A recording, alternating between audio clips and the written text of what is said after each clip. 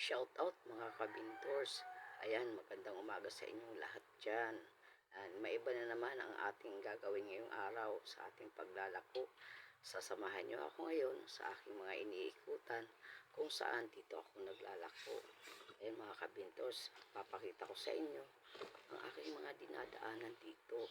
Ayan, ang gaganda ng ano dito. Tingnan natin to. Ang ganda ng ano, presko sa mata. Mga kabindors, hindi na lang puro paglalako ang ating ginagawa. Sasabayan ko ito ngayong araw na ipakita ko sa inyo kung saan at kung ano ang aking mga nadadaanan dito. Mga kabindors, malayo pa. Tanaw ko na ang isang simbahan na maganda dito. Ito nga pala yung simbahan na madalas na aking tinatabayan tuwing ako'y naglalako pag Sunday. Tingnan nyo mga kabindors, oh, parang bahay.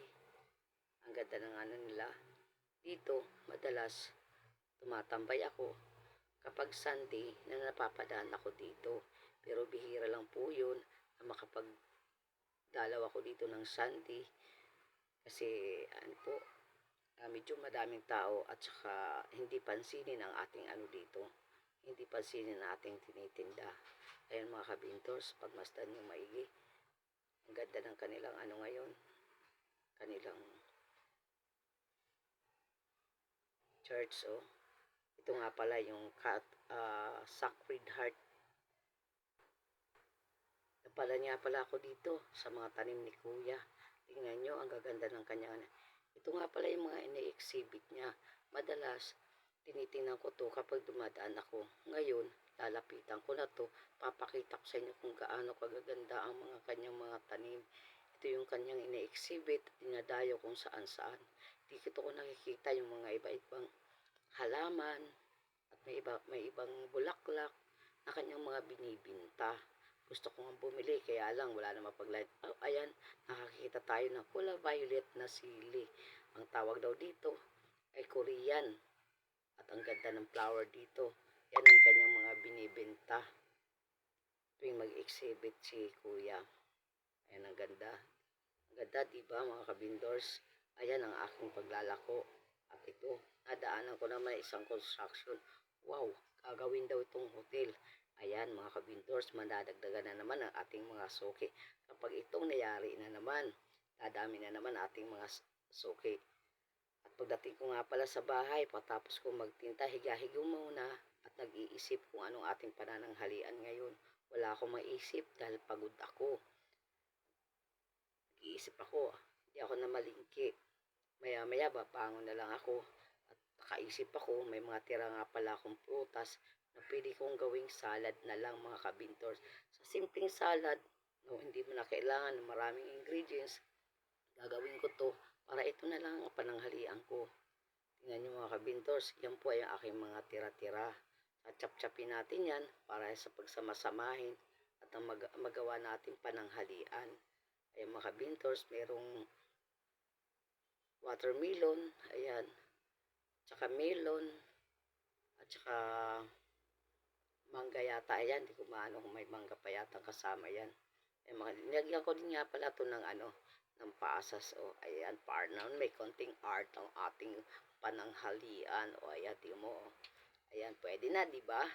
Yummy na naman ang ating pananghalian. Nilagyan ko nga pala ito ng ng mayonnaise, yan, para naman magbukhang salad. Pero kulang sa ingredients, pero pwede na. Fresh foods naman ang ating ginawa. Yan lang po ay mga tira-tira kung ating titikman na kung pasado sa ating panlasa.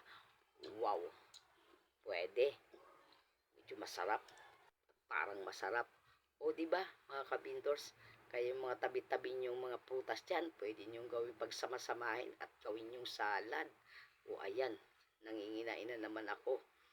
Mukhang mapapasubo tayo nito sa kain. Wala nga pala tayo ditong kanin. Ito lang. At bumili ako ng isang slice na pizza dyan. Tuman ako sa palengke para bumili ng isang slice. Buti na lang may nabibili ng isang slice na pizza. Kahit papano, meron na tayo. Dapat sana may pang merienda ko yan. Kaso, tinabad akong magluto. Gusto kong simple lang ang ating kainin. Yung tipong tira-tira na pagsamasamahin. Ayan, at talagang mapakinabangan ng hindi matapon. Pwede na, di ba, mga kabindors? Ayan, napapasarap yata ang akain ko dito, oh. Wow naman. Pak na naman ang aking pananghalian. At saka, hindi ako bumili, hindi ako gumastos. Lahat po yan ay tira-tira. Ang binili ko lang dyan ay yung pizza. Pero yung prutas at saka yung mayonnaise, yun ay tira ko pa. Kaya nakatipid ako ngayong araw, mga kabindors. Dahil sa mga tira na pakinabangan. Ay, meron nga pala akong binili. Yung pasas, binili ko yung kanina. Para naman merong kunting lagay sa ating salad. Para mamukhang salad talaga. Kuwari lang yon, salad-salaran lang yan. Kaya mga kabindors, panay subo na natin dito. Sarap talaga. Oh, diba, walang kanin. Di ko nga lang alam kung maya-maya gutom na naman ako. Sana wag ako maghanap ng kanin para ayan, di mamaya wala akong merienda. Kasi nauna na ng merienda ko. Inano ko na sa kanin. Inano ko na yung for merienda ko. Bye-bye mga kabindors. At syempre, bye-bye mga kabindors.